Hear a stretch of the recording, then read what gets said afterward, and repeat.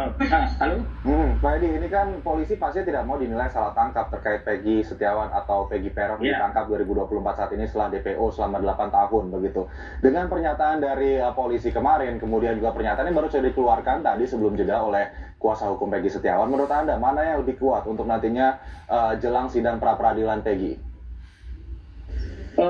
Saya kira dua-duanya memang kan kuat. Pertama memang kalau untuk pra-peradilan adalah saya kira memang itu merupakan upaya hukum yang dilakukan oleh tim pengacara Peggy ya kepada kepolisian ya untuk melakukan sebagai perlawanan hukum. Apa yang dilakukan polisi itu merupakan bentuk daripada ada tindakan yang salah. Ya, menurut penilaian BA. Tapi yang demikian, tentu memang polisi ketika menetapkan seseorang menjadi tersangka, tentu sudah memiliki bukti-bukti yang cukup, termasuk juga saksi-saksi yang cukup, termasuk juga misalnya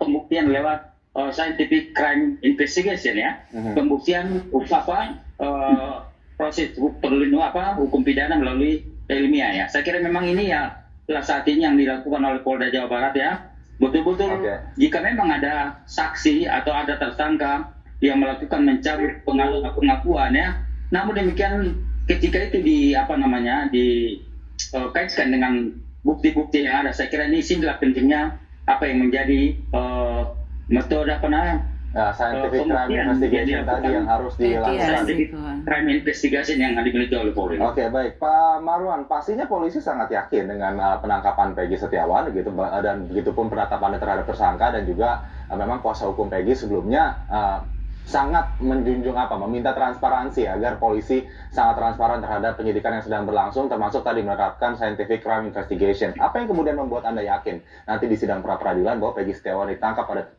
tahun ini bukanlah Peggy Setiawan yang masuk DPO sejak tahun 2016 silam? Kalau kami Mas ya, kami sebagai kuasa hukum sampai detik ini saya berbicara, saya tetap mengatakan polisi salah tangkap. Apa ya Pak? Apa Pak bukti yang bisa menguatkan? Yang masuk di daftar DPO itu adalah Peggy alias Peron. Kalau kami Peggy Setiawan, itu Mas ya. Itu satu. Yang kedua, logika yang masuk di DPO itu Mas, itu ada fotonya itu berbeda sama foto klien kami. Banyak Mas. Yang ketiga, saya jelaskan semuanya Mas ya.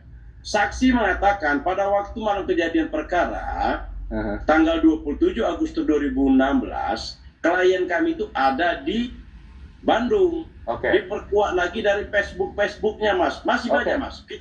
Kami tetap berkeyakinan Mas. Tetap berkeyakinan. Makanya Mas, bukti foto yang dimiliki oleh para kuasa hukum, tapi ada kemudian juga saksi-saksi yang memberatkan. Ini penilaian Anda terhadap saksi memberatkan Peggy Setiawan yang kali ini ada di tahanan menjadi tersangka. Bagaimana penilaian Anda terhadap saksi yang mereka berikan?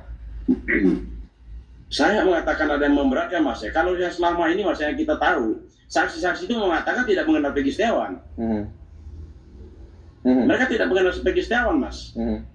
Tapi untuk lebih jelasnya Mas, kita uji yang tanggal 24 ini. Yang penting persidangannya fair. Itu mungkin saksi yang Pak Marwan ketahui ya. Tapi memang kenyataannya kemarin Pak Sandi Nugroho, Kadif Humas Polri bilang ada 18 saksi yang memberatkan Peggy Setiawan begitu ya, untuk kemudian dalam kasus Vina dan Eki ini.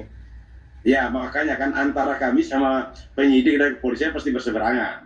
Kalau kami tetap pada pendirian kami, ya polisi silakan. Nanti kita adu di pengadilan. Itu aja Mas. Kita adu di pengadilan aja. Tidak ada upaya untuk kemudian menemui para saksi tersebut yang memberatkan Peggy Setiawan dalam persidangan? Ya ngapain kita menemui dia Mas?